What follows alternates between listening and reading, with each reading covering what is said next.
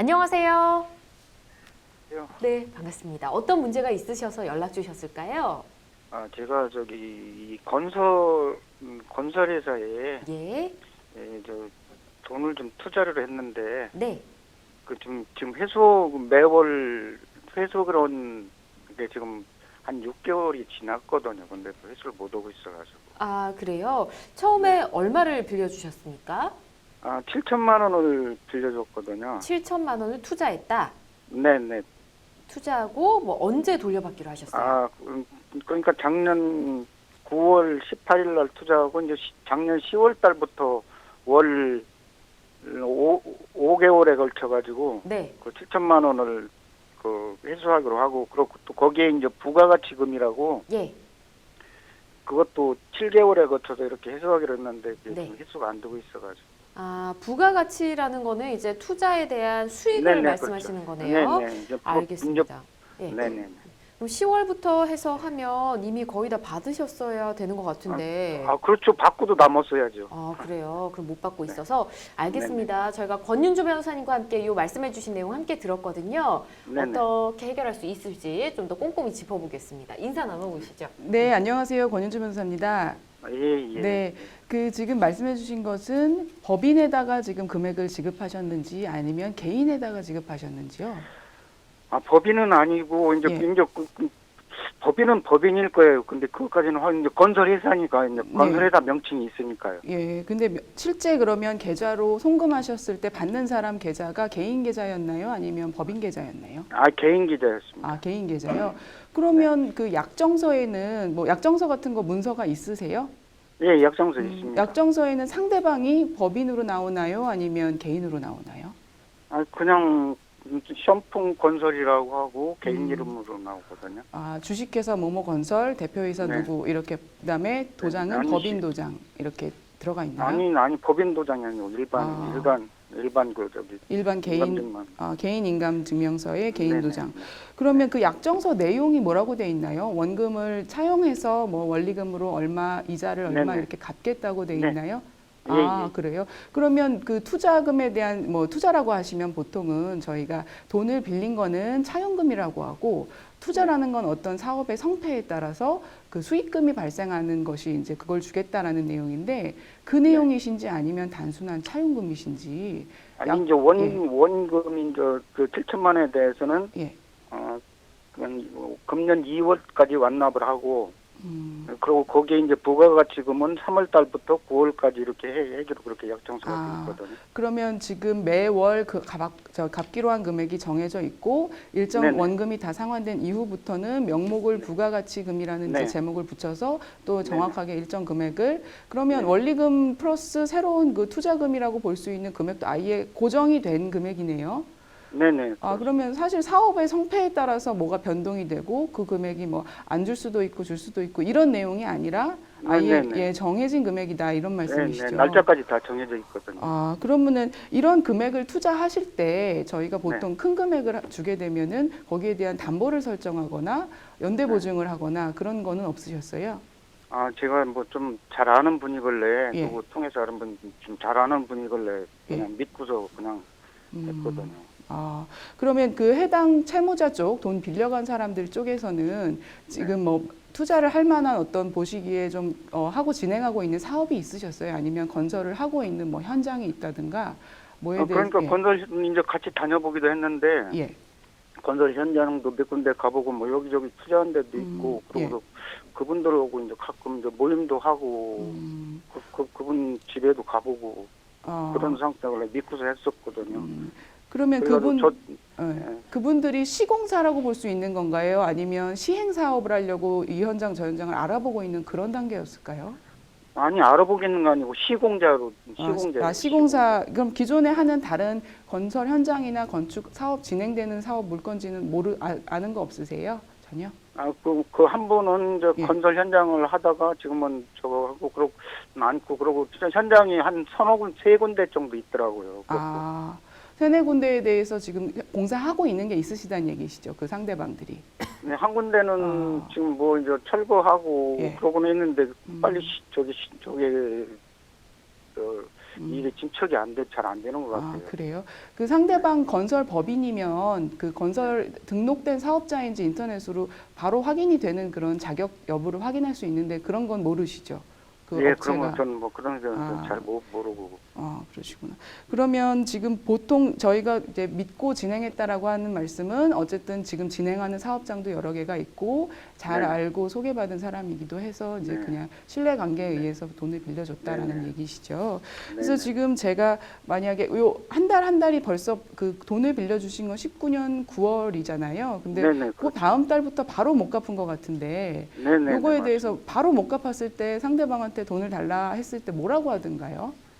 지금 그 은행권에서 예. 그 건설업 보시는 분들을 보니까 은행을 이렇게 해가지고서 하는 것 같아요. 거기서 은행에서 저기 돈이 안 돼가지고 금방 된다, 금방 뭐 며칠 일주일 기다려라 뭐 이런 식으로 해가지고 온 게 벌써 한 6개월이 지났거든요. 그러면 그분들 어떻게 변제하겠다라는 얘기가 은행에서 대출을 받아서 하겠다는 건지 아니면 사업장에서 돈이 나올 때가 있어서 그 채권을 변제 받은 걸로 또 주겠다는 건지. 네, 그래갖고 이제 거기서 은행권에서 나오는 것도 하고 있고 또 다른데 또 이제 몇 군데 좀 같이 이렇게 해가지고 땅을 투자해 놓은 게 있는 것 같더라고요. 예, 근데 그래요. 그 사업이 실제로 잘 안 되는 어떤 좀 네. 사정이 생긴 걸로 알고 네네. 계세요?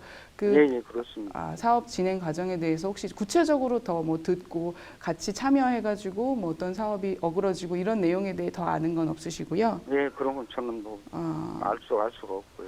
그러시군요. 지금 이러한 경우에는 사실은 제가 처음에는 투자하신 건가 했는데 이거는 투자금이라보다는 좀 대여금 성격이 강한 것 같고 그렇죠. 대여금이죠. 예. 투자금이 아니고. 그리고 부가가치금이라는 제목 명목이 조금 뭐 좀 이렇게 서로 간에 의견 다툼의 소지는 있는데 네. 이 부분을 뭐 투자금으로 보든 대여금으로 보든 어쨌든 금액이 고정되어 있기 때문에 그 금액을 받으셔야 할 권리가 있다라고 보입니다. 네네. 근데 지금 이 금액을 빌려간 사람이 돈을 안 갚을 때 해결할 수 있는 방법은 두 가지가 있는데 민사적으로는 이제 민사적으로 소송을 제기하는 방법이 있고 형사적으로는 그것에 대해서 처음부터 갚을 의사나 능력이 없었는데 그걸 속이고 이렇게 나한테 돈을 빌려갔다. 이렇게 해서 사기죄로 고소하는 방법이 두 가지가 있습니다.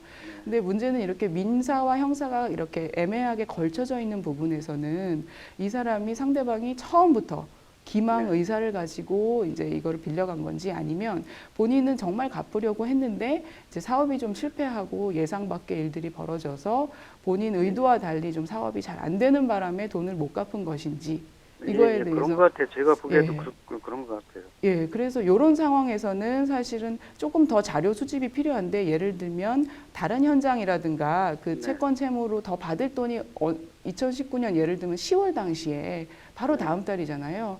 그 당시에 분명히 사실 받을 돈이 있거나 재산이 있었으니까 그 다음 달부터 얼마씩 정기적으로 갚겠다. 이렇게 했을 것이죠. 그래서 그런 부분을 조금 더 확인하시고, 예를 들면 그 사업장, 다른 건설 사업장이라든가 그 도급인이나 아니면 받을 수 있는 채권 채무가 없는지 좀 최대한 발품을 파셔가지고 더 확인을 해보실수록 유리합니다.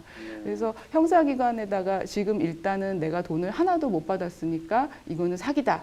이렇게 생각하셔서 고소장을 내면 사실은 이런 문제에 대해서는 수사관 분들이 주로 민사적인 문제 아닙니까? 이런 말씀을 많이 하십니다. 예, 그래서 최대한 그렇게 수사관 분들이 나서서 수사해주기 기다리시기보다는 직접 좀 발품을 파셔서 자료를 더 수집해서 이 사람들이 처음부터 나를 속여가지고 변제 능력이 전혀 없었다. 이렇게 갈수록 더 유리하시고 그게 아니라 지금 추측하시는 것처럼 의도가 있는 건 아니었는데 사업이 잘 안 돼서 그래서 이제 변제를 못했다. 이렇게 되면은 형사적으로 기소에 이르기는 좀 어려울 수는 있습니다. 네네. 그래서 그런 부분들을 조금 최대한 자료를 많이 확보하시는 게 좋겠고 그래도 저희한테 유리한 점이 있다면 바로 다음 달부터 그 돈을 못 갚았다는 점. 사실은 한두 달이라도 갚다가 못 갚았으면 뭐 이해의 여지가 있지만 약속한 바로 다음 달부터 못 갚았다는 점이 좀 저희한테 유리한 정황이고요.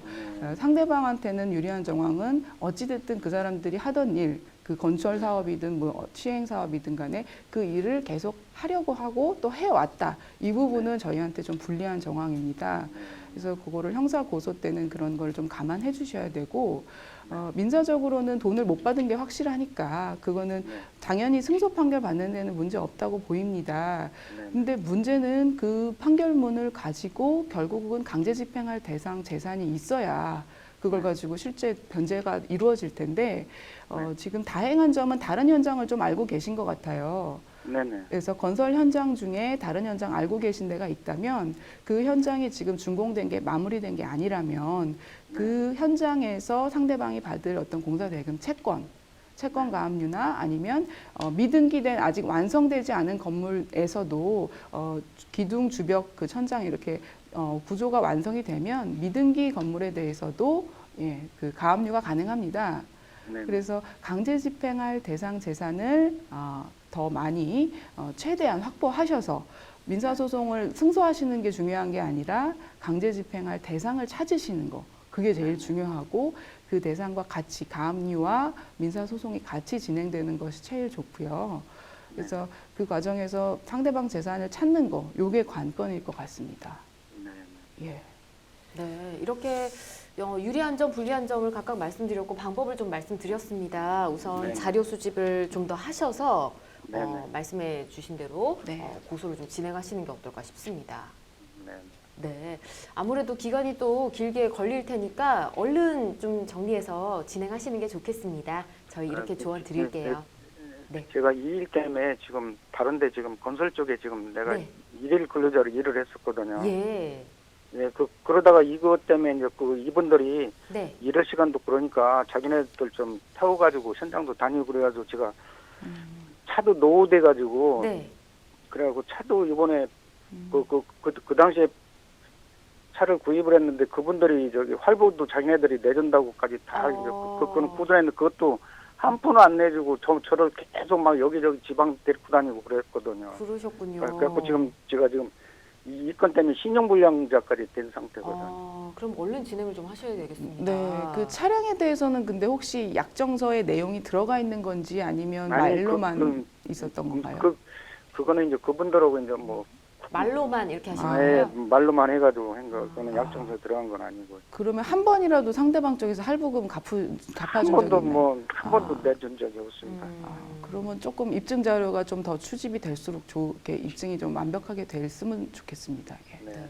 뭐 차량에 대해서는 뭐 보상을 받지 못하더라도 처음에 네네. 투자하신 원금은 최소한 찾으셔야 되니까 잘 진행을 해보시기 바라겠습니다. 네, 이렇게 말씀드릴게요.